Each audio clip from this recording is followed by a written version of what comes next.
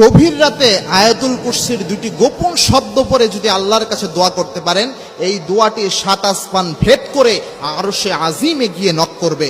দেখেন, আমরা দোয়া করতে হয় কিভাবে এটাই আমরা জানি না। গভীর রাতে আমাদের অনেক সময় ঘুম ভেঙে যায়, ওই অবস্থায় যদি আয়াতুল কুরসির গোপন দুইটি শব্দ, যে দুইটি শব্দ আমরা কেউ জানি না, এই দুইটি শব্দের ফজিলত আমরা জানি না, এই দুইটি শব্দ পরে যদি আপনি আল্লাহকে ডাক দিতে পারেন, আল্লাহর কাছে চাইতে পারেন, আপনার মনের যে কোনো আশা, যে কোনো বাসনা আল্লাহ রাব্বুল আলামিন কবুল করে নেবেন। আমাদের মধ্যে প্রবলেমে নাই এবং মানুষ খুঁজে পাওয়া যায় না, এবং গভীর রাতে কিন্তু আল্লাহ রাব্বুল আলামিন দোয়া কবুল করেন। আল্লাহর হাবিব সাল্লাল্লাহু আলাইহি ওয়াসাল্লাম জানিয়েছেন, রাত যখন গভীর হয় আল্লাহ রাব্বুল আলামিন প্রথম আসমানে নেমে আসেন।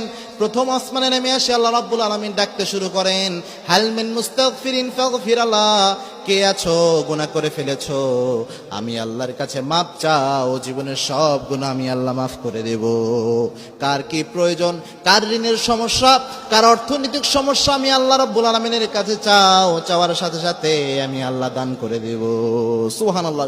আল্লাহ রাব্বুল আলামিন নেমে আসেন প্রথম আসমানে বান্দার ডাকে সাড়া দেওয়ার জন্য, এবং আল্লাহ রাব্বুল আলামিন ওই বান্দাদের উপর নারাজ হয়ে যায় যে বান্দারা বারবার বারবার আল্লাহ রাব্বুল আলামিনের কাছে চায় না। সুতরাং যে কোনো প্রয়োজনের জন্য রাতের বেলাটা খুব পারফেক্ট সময়। এই রাতের বেলায় দুইটি শব্দ রয়েছে আয়াতুল কুরসির মধ্যে, আমরা যে আয়াতুল কুরসিটা পড়ি খুবই ফজিলতপূর্ণ আয়াত। পবিত্র কোরআনের যত আয়াত আল্লাহ রাব্বুল আলামিন দান করেছেন, সবচেয়ে প্রেস্টিজিয়াস আয়াতের নাম হচ্ছে আয়াতুল কুরসি। এই আয়াতুল কুরসির দুইটি গুরুত্বপূর্ণ শব্দ রয়েছে, আল্লাহু লা ইলাহা ইল্লা হুয়াল হাইয়ুল কাইয়ুম।